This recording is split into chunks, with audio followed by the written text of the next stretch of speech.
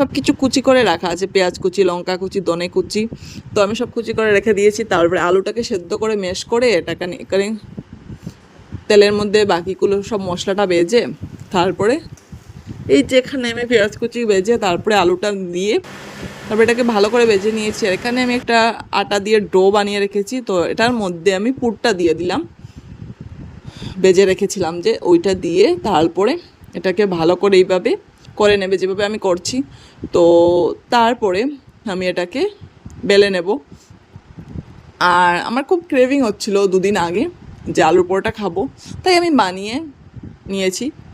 ভিডিওটা দিতে একটু দুদিন লেট হয়ে গেল। তো আমি এটা তারপরে এইভাবে আমি বেলে নিই, তারপরে এটাকে ভাজবো। তো আলুর পরোটা খেতে কার কার পছন্দ আমাকে অবশ্যই কমেন্ট সেকশনে বলো। আর এটা গড়েতে খুব কম সময়ে বানানো যায়, 10 মিনিট বেশি হলে লাগে।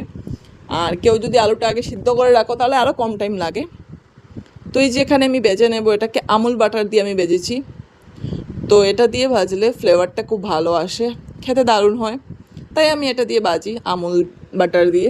তোমরা চাইলে অয়েল দিয়েও ভাজতে পারো, বাট অয়েল দিয়ে তো টেস্টটা তো ভালো আসে না। যদি টেস্টটা ভালো চাও তাহলে বাটার দিয়ে ভেজে খেতে পারো। আর তোমাদেরও যদি এরকম কিছু চটপটা খাওয়ার ইচ্ছে করে তাহলে তোমরা কি করো, আমার তো ইচ্ছে হলে কিছু হঠাৎ করে, সবসময় হয় না, কোনো সময় ক্রেভিং হয় কিছু একটা খাওয়ার, তো এরকমই আমার আলুর পরোটাটার ক্রেভিং হচ্ছে। তো আমি ভাবলাম ইচ্ছে যখন করছে তো বাড়িতেই বানিয়ে নিই।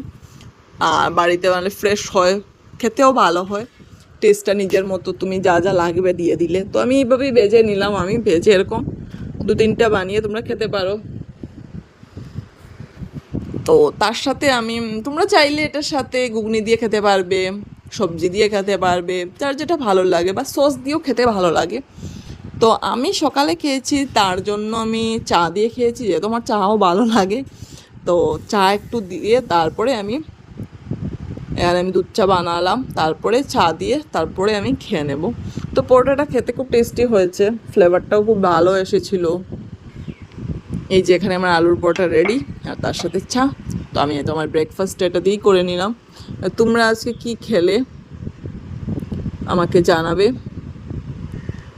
তো আমি তো এটা 2 দিন আগে খেয়ে নিয়েছি। তো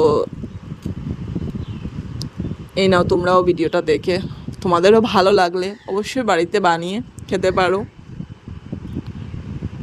টাটা বাই, দেখা হচ্ছে নেক্সট ব্লগে।